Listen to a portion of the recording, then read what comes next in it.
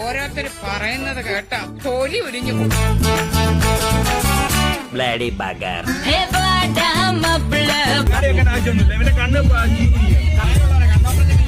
ഇതുണ്ടാ ഇതിന്റെ ഇടയിലില്ലേ കഴുത്തിറക്കിട്ടാവണ കാണോ എനിക്ക്.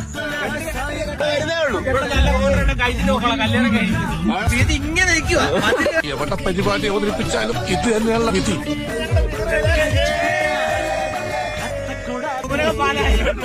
തോന്നല്ലേ